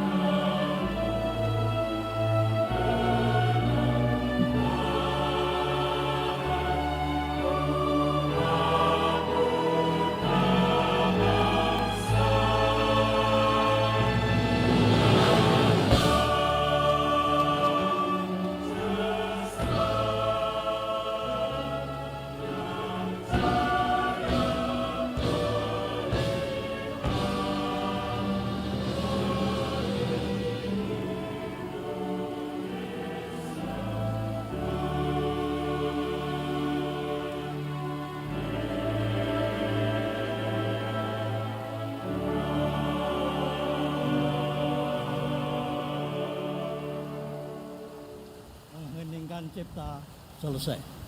Hadirin disilakan duduk kembali.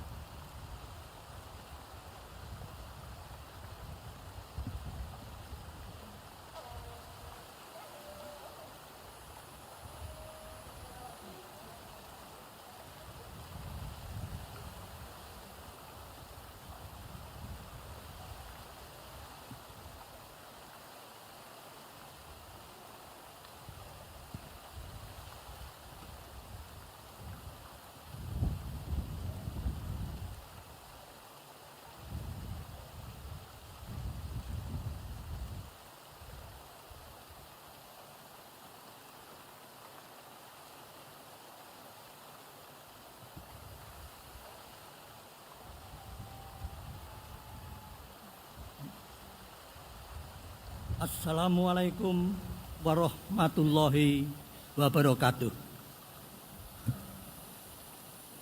Salam sejahtera bagi kita semuanya.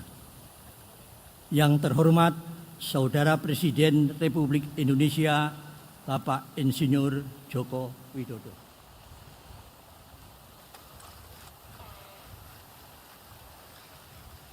Yang terhormat Wakil Presiden Republik Indonesia ke-6 Bapak Jenderal TNI Purnawirawan Tri Sutrisno.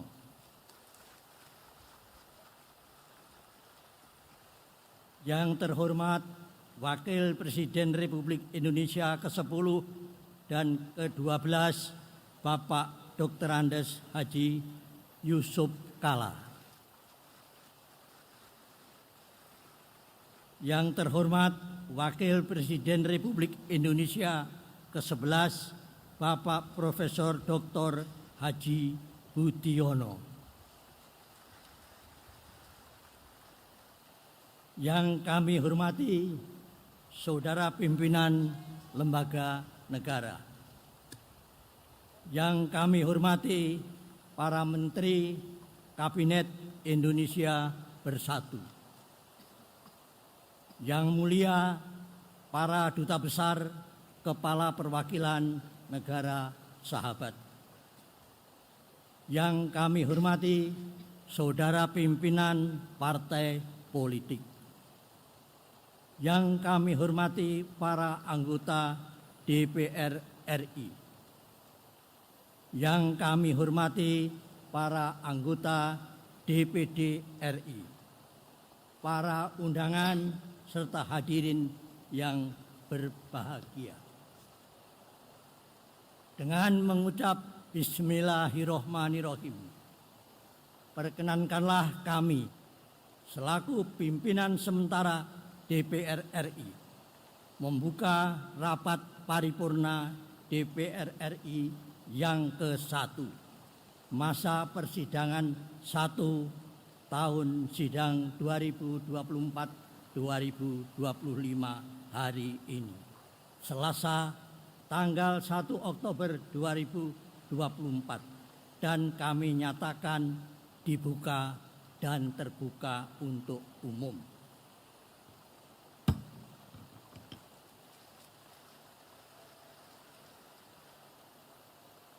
Sidang yang kami muliakan, marilah kita memanjatkan puji dan syukur kehadirat Allah Subhanahu wa Ta'ala atas berkah, rahmat, dan karunia-Nya kepada kita semua, sehingga pada hari ini dapat menghadiri rapat paripurna DPR RI dalam keadaan sehat walafiat.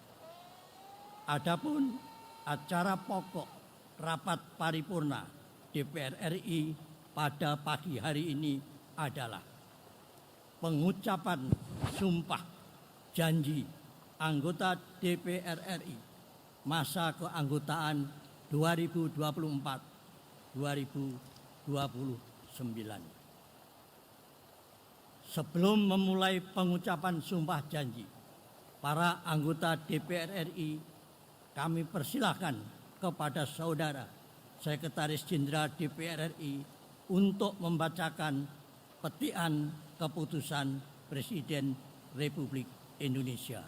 Saya persilakan.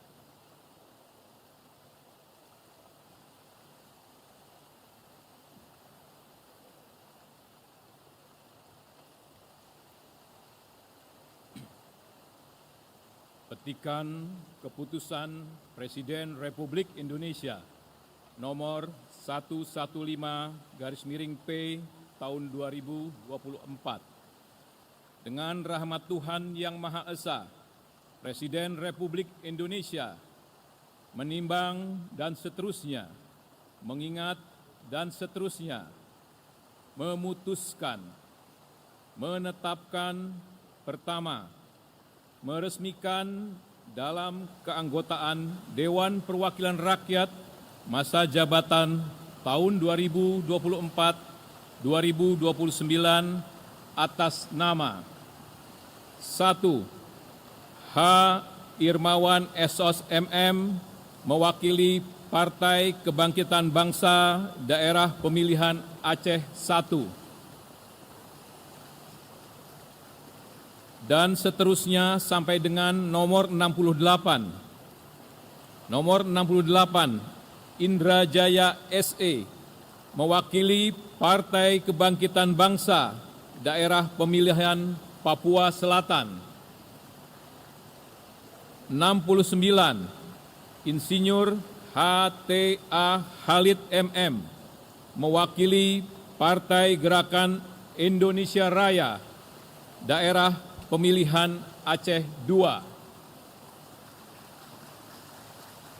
Dan seterusnya sampai dengan nomor 154. 154, Yan Permenas Mandenas Esos MSI, mewakili Partai Gerakan Indonesia Raya Daerah Pemilihan Papua. 155 Jamaluddin Idham SH.MH mewakili Partai Demokrasi Indonesia Perjuangan Daerah Pemilihan Aceh 1 dan seterusnya sampai dengan nomor 263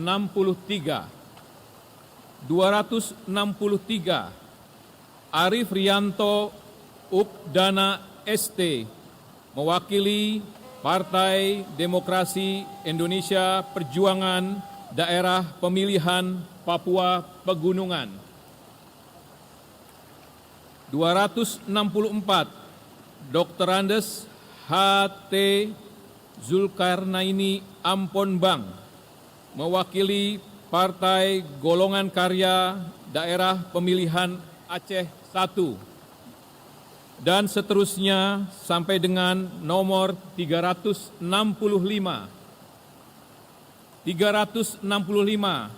Robert Jopi Kardinal SAB mewakili Partai Golongan Karya Daerah Pemilihan Papua Barat Daya. 366 H. Muslim Ayub SH.MM mewakili Partai Nasdem Daerah Pemilihan Aceh 1 dan seterusnya sampai dengan nomor 434 Riko Sia MSI mewakili Partai Nasdem Daerah Pemilihan Papua Barat Daya. 435 Gufran mewakili Partai Keadilan Sejahtera Daerah Pemilihan Aceh 1 dan seterusnya sampai dengan nomor 487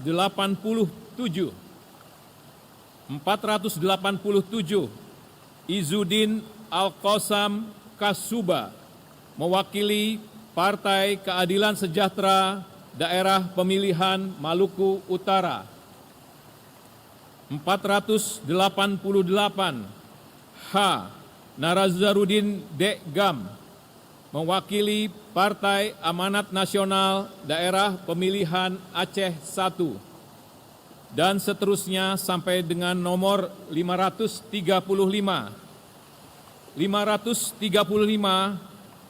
Paulus Ubruwangge mewakili Partai Amanat Nasional Daerah Pemilihan Papua Pegunungan. 536 H. Teguh Rifki Harsha mewakili Partai Demokrat Daerah Pemilihan Aceh 1 dan seterusnya sampai dengan nomor 579 Fauzia Helga BR Tampu Bolon mewakili Partai Demokrat Daerah Pemilihan Papua Barat Daya. Kedua, dan seterusnya, ketiga, dan seterusnya, keempat, keputusan Presiden ini mulai berlaku pada saat pengucapan sumpah atau janji, salinan, dan seterusnya. Petikan keputusan Presiden ini disampaikan kepada yang bersangkutan untuk dipergunakan sebagaimana mestinya. Ditetapkan di Jakarta tanggal 30 September 2024, Presiden Republik Indonesia tertanda Joko Widodo.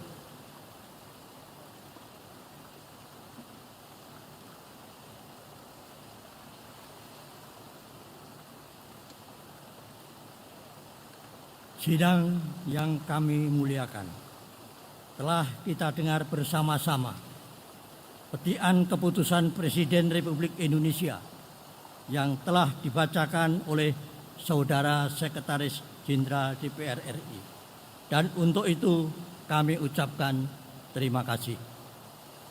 Selanjutnya, sesuai ketentuan pasal 77 ayat 1 Undang-Undang Nomor 17 Tahun 2014 tentang MPR, DPR, DPD, dan DPRD yang menyatakan bahwa anggota DPR sebelum memangku jabatannya mengucapkan sumpah janji secara bersama-sama yang dipandu oleh Ketua Mahkamah Agung dalam rapat paripurna DPR RI. Untuk itu, kami meminta yang terhormat Saudara Ketua Mahkamah Agung untuk memandu pengucapan sumpah janji, dan perkenankanlah kami pimpinan sementara meninggalkan meja pimpinan untuk bergabung dengan para anggota dewan lainnya guna mengikuti pengucapan sumpah janji sebagai anggota DPR RI.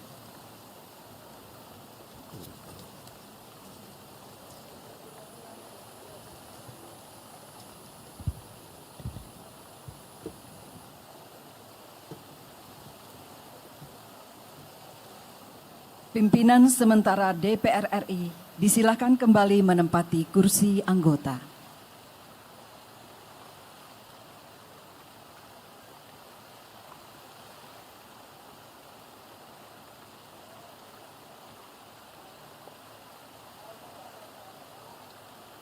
Persiapan pengucapan sumpah janji anggota DPR RI terpilih periode 2024-2029. Para wakil kelompok agama sumpah janji anggota DPR RI terpilih dan para rohaniwan disilakan menempati tempat yang telah ditentukan.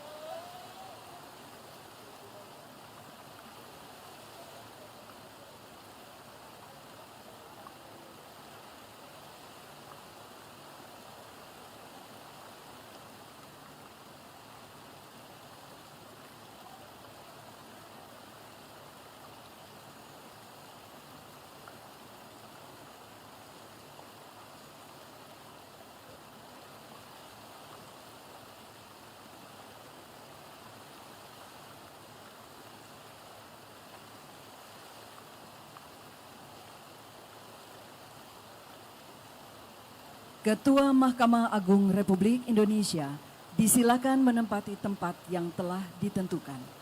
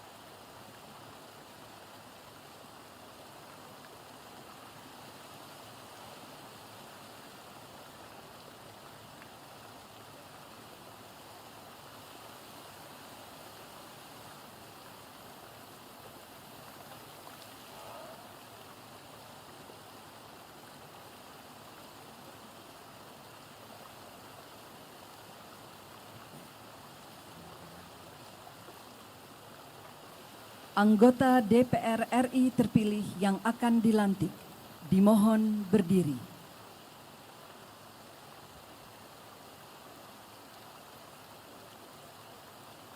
Hadirin dimohon berdiri.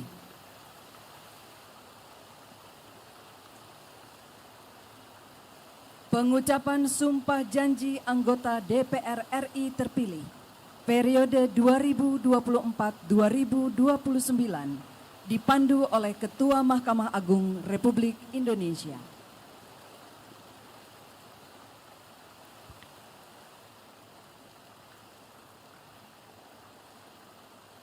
Sebelum memangku jabatan anggota Dewan Perwakilan Rakyat,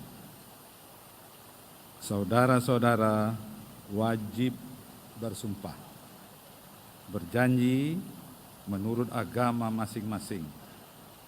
Apakah saudara-saudara bersedia? Bersedia. Patut saya ingatkan bahwa sumpah janji yang akan saudara-saudara ucapkan mengandung tanggung jawab terhadap bangsa dan negara Republik Indonesia. Tanggung jawab memelihara dan menyelamatkan Pancasila dan Undang-Undang Dasar Negara Republik Indonesia tahun 1945. Sumpah janji ini adalah terhadap Tuhan Yang Maha Esa dan manusia yang harus ditepati dengan segala keikhlasan dan kejujuran. Saya harap saudara mengikuti lafal sumpah janji yang akan saya pandu.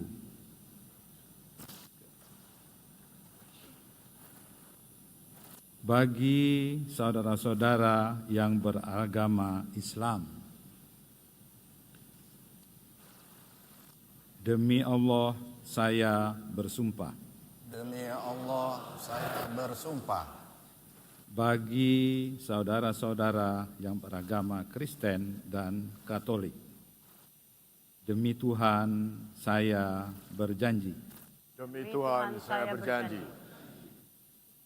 Bagi saudara-saudara yang beragama Hindu, Om Atah Parama Wisesa, saya bersumpah. Atas Parama Wisesa. Bagi saudara-saudara yang beragama Buddha, demi Sang Yang Adi Buddha, saya bersumpah. Adi Buddha, saya. Bagi saudara-saudara seluruhnya, bahwa saya akan memenuhi kewajiban saya sebagai anggota Dewan Perwakilan Rakyat dengan sebaik-baiknya dan seadil-adilnya sesuai dengan peraturan perundang-undangan dengan berpedoman pada Pancasila dan Undang-Undang Dasar Negara Republik Indonesia tahun 1945 dan Undang-Undang Dasar Negara Republik Indonesia tahun 1945. Bahwa saya dalam menjalankan kewajiban akan bekerja dengan sungguh-sungguh demi tegaknya kehidupan demokrasi serta mengutamakan kepentingan bangsa dan negara daripada kepentingan pribadi seorang dan daripada kepentingan pribadi seseorang dan golongan, bahwa saya akan memperjuangkan aspirasi rakyat yang saya wakili untuk mewujudkan tujuan nasional demi kepentingan bangsa dan negara kesatuan Republik Indonesia. Bagi saudara-saudara yang beragama Kristen dan Katolik, Semoga Tuhan menolong saya. Semoga Tuhan menolong saya. Bagi saudara-saudara yang beragama Hindu, Om Santi Santi Santi Om. Om Santi Santi Santi Om. Bagi saudara-saudara yang beragama Buddha, Sadu Sadu Sadu. Persiapan penandatanganan berita acara Sumpah Janji anggota DPR RI terpilih secara simbolis. Para wakil kelompok agama Sumpah Janji dan Ketua Mahkamah Agung Republik Indonesia disilakan menuju meja penandatanganan.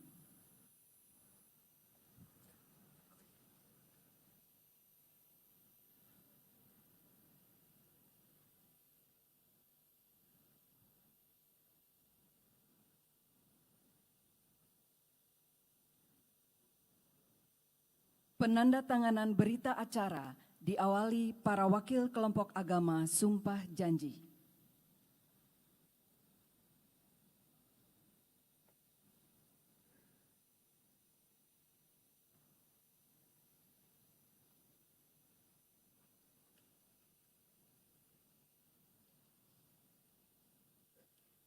Berikutnya, para rohaniwan disilakan maju ke meja penandatanganan dan menandatangani berita acara Sumpah Janji.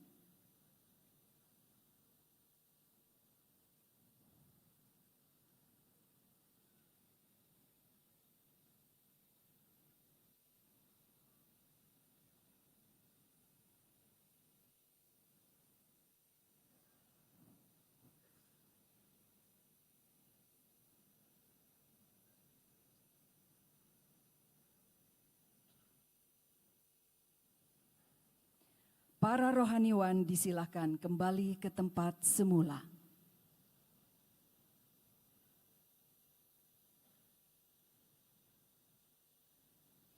Penandatanganan berita acara Sumpah Janji oleh Ketua Mahkamah Agung Republik Indonesia.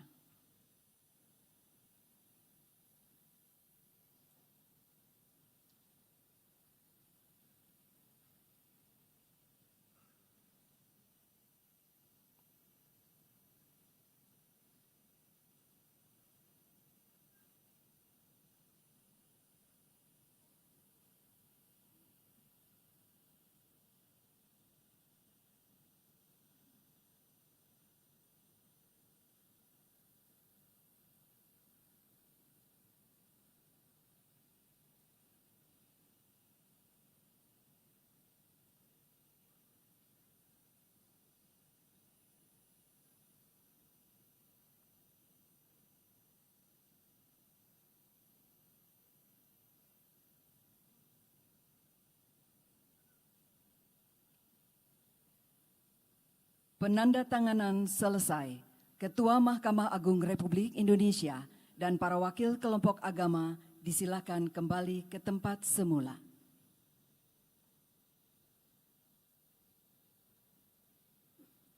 Hadirin disilakan duduk kembali.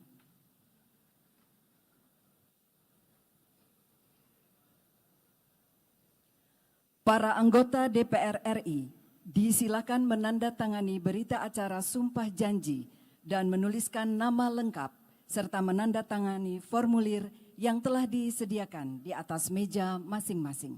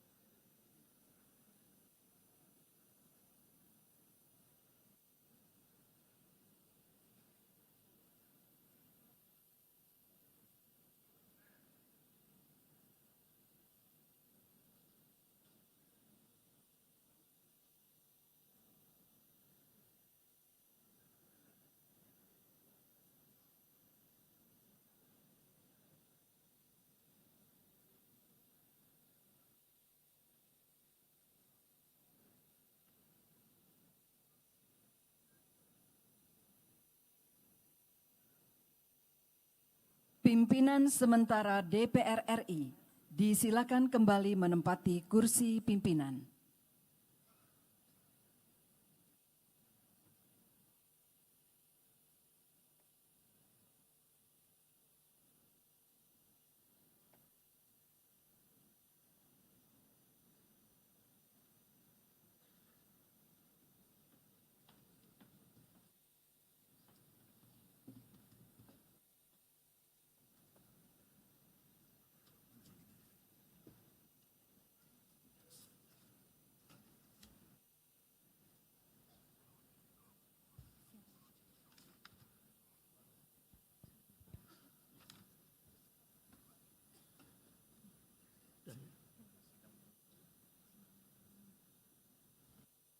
Sidang yang kami muliakan,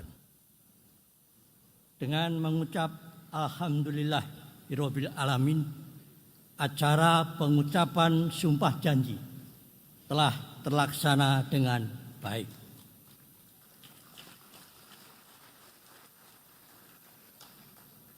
Semoga kita semua dapat mengemban amanah yang diberikan oleh rakyat Indonesia.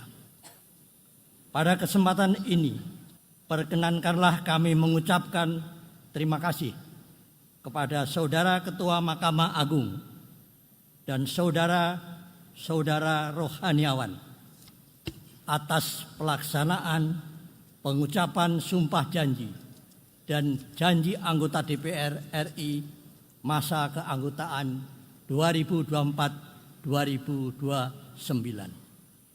Dalam kesempatan sidang paripurna ini, Ketua dan para Wakil Ketua DPR RI periode 2019-2024 akan menyerahkan buku memori DPR RI masa keanggotaan 2019-2024 kepada DPR RI masa keanggotaan 2024-2029 yang akan diterima oleh pimpinan sementara DPR RI. Kami persilahkan.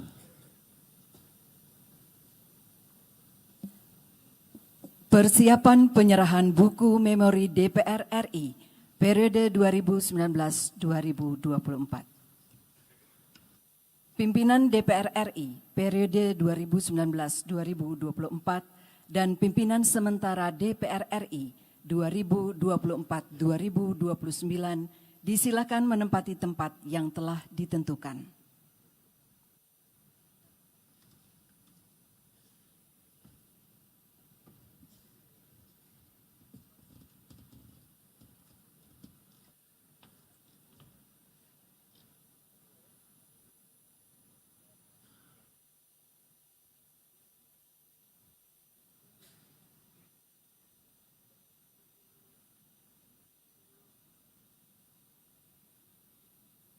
Penyerahan buku memori DPR RI oleh pimpinan DPR RI periode 2019-2024 kepada pimpinan sementara DPR RI.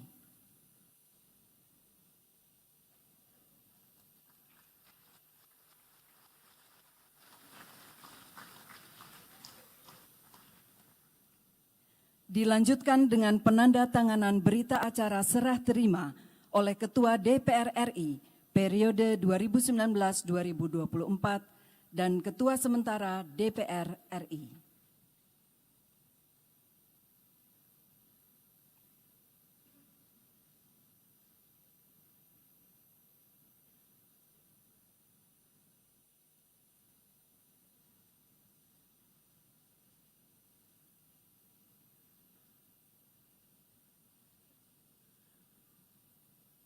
Pimpinan DPR RI periode 2019-2024 dan pimpinan sementara DPR RI disilakan kembali ke tempat semula.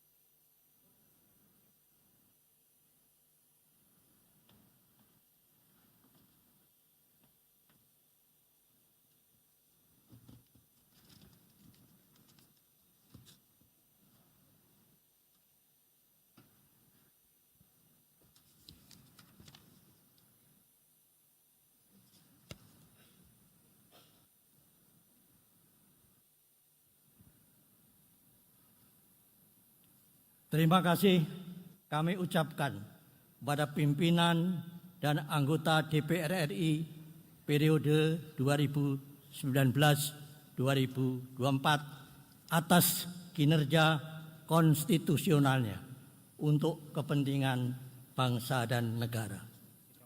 Buku memori ini memuat laporan kinerja dan inventarisasi masalah, baik yang sudah maupun yang belum terselesaikan oleh DPR RI masa keanggotaan 2019-2024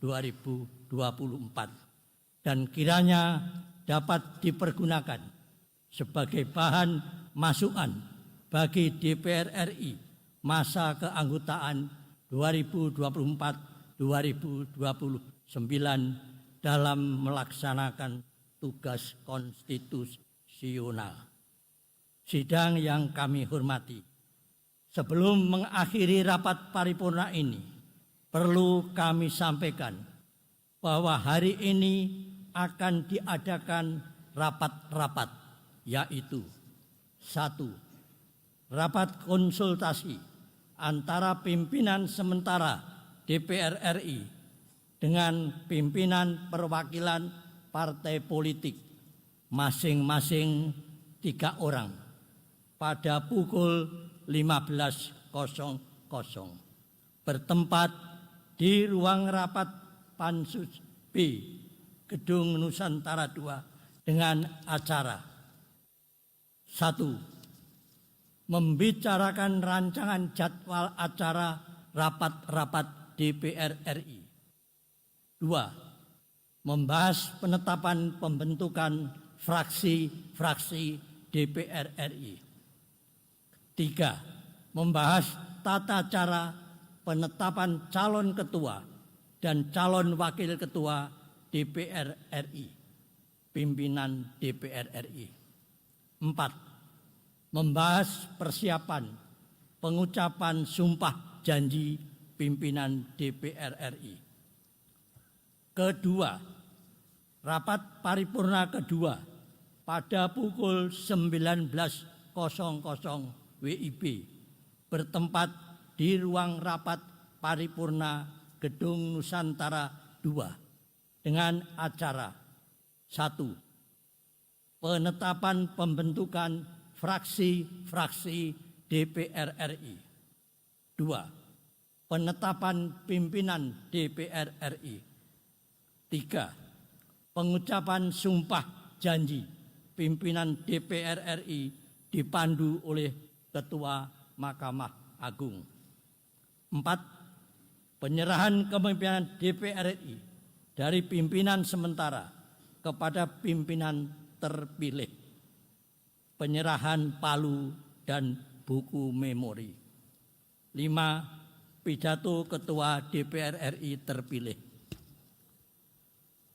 Bapak Ibu yang saya hormati, dengan demikian selesailah acara pengucapan sumpah janji anggota DPR RI masa keanggotaan 2024-2029.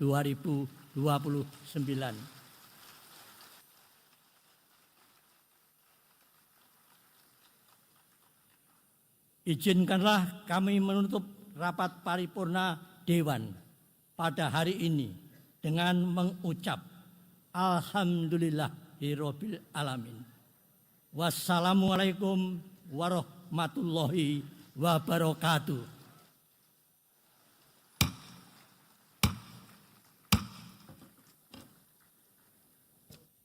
Sidang paripurna DPR RI selesai. Pimpinan sementara DPR RI disilakan menempati kursi anggota.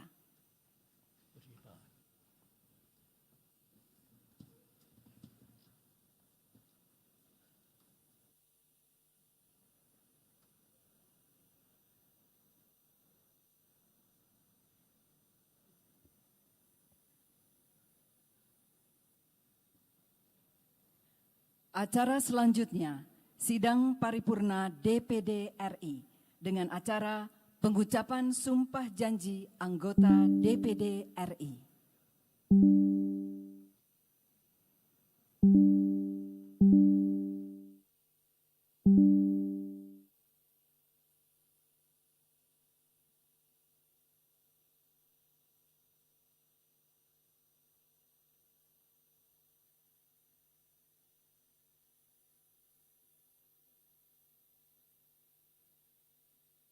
Persiapan pengucapan sumpah janji anggota DPD RI terpilih masa jabatan 2024-2029.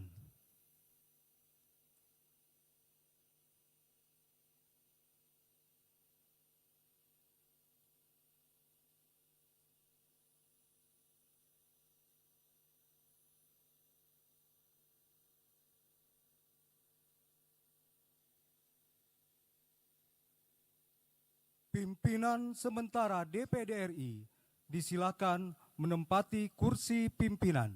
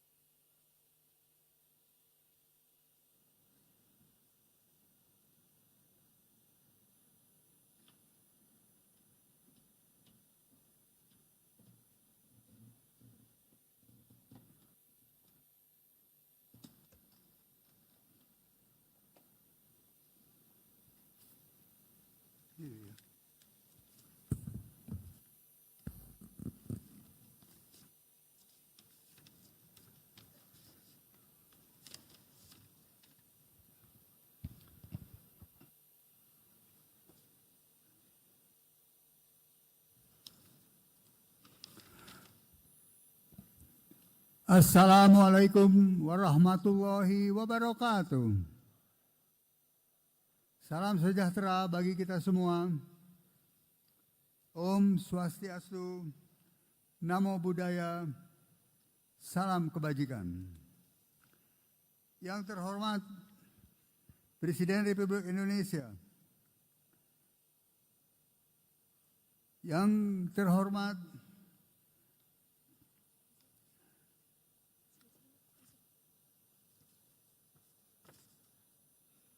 Wakil Presiden ke-6 Bapak Tri Sutresno,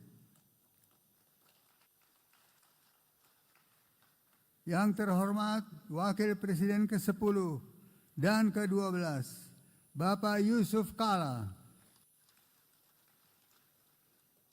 yang terhormat Wakil Presiden ke-11 Bapak Budiono, yang terhormat Bapak Prabowo Subianto, Presiden terpilih Republik Indonesia.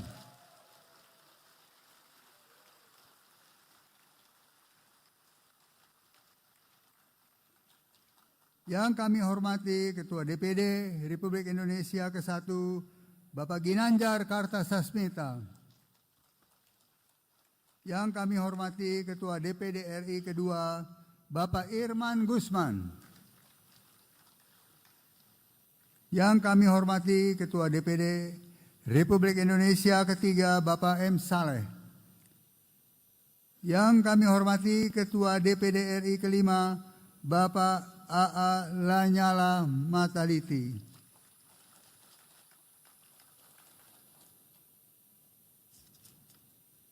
Yang kami hormati saudara-saudara pimpinan lembaga negara, yang kami hormati para Menteri Kabinet Indonesia Bersatu, yang kami hormati Yang Mulia para Duta Besar dan Kepala Perwakilan Negara-Negara Sahabat, yang kami hormati saudara pimpinan partai-partai politik, yang kami hormati seluruh anggota DPR RI, yang kami hormati seluruh anggota DPD RI, dan para undangan serta seluruh hadirin yang berbahagia. Dengan mengucapkan Bismillahirrahmanirrahim, sidang paripurna Dewan Perwakilan Daerah kami buka dan dinyatakan terbuka untuk umum.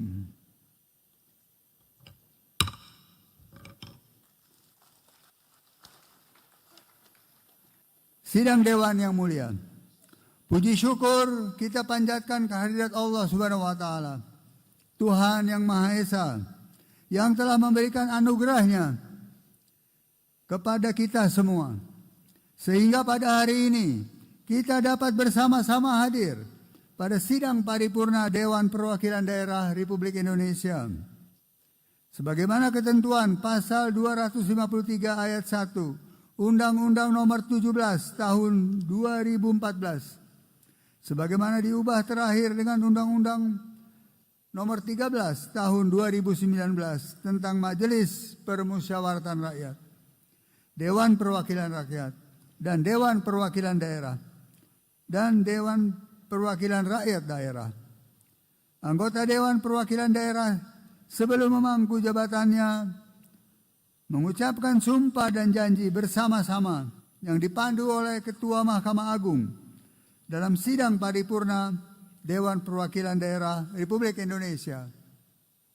Untuk itu, sidang paripurna kali ini memiliki agenda pengucapan sumpah dan janji anggota Dewan Perwakilan Daerah Republik Indonesia periode 2024-2029. Namun sebelumnya, kita akan mendengarkan pembacaan petikan keputusan Presiden Republik Indonesia tentang peresmian keanggotaan Dewan Perwakilan Daerah Republik Indonesia periode 2024-2029 oleh Sekretaris Jenderal Dewan Perwakilan Daerah Republik Indonesia